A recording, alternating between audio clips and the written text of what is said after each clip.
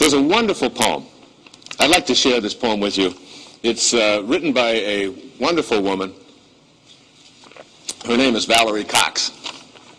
And she lives up in Seattle, and she's written quite a bit of poetry. This particular poem really speaks to me to the difference between what you know and what you believe in. Immerse yourself in these words.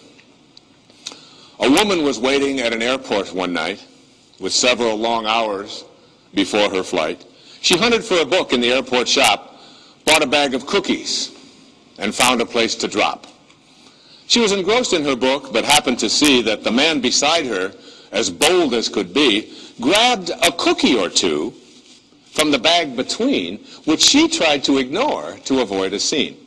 She munched cookies and watched the clock as this gutsy cookie thief diminished her stock. She was getting more irritated as the minutes ticked by, thinking, if I wasn't so nice, I'd blacken his eye. With each cookie she took, he took one too. And when only one was left, she wondered what he'd do. With a smile on his face and a nervous laugh, he took the last cookie and broke it in half. He offered her half as he ate the other. She snatched it from him and thought, oh, brother, this guy has some nerve, and he's also rude. Why, he didn't even show any gratitude. She had never known when she had been so galled, and sighed with relief when her flight was called. She gathered her belongings and headed to the gate, refusing to look back at the thieving ingrate.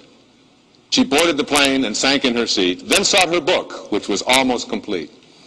As she reached in her baggage, she gasped with surprise. There was her bag of cookies in front of her eyes. I love that. I love that. If mine are here, she moaned with despair, then the others were his, and he tried to share. Too late to apologize, she realized with grief that she was the rude one, the ingrate, the thief.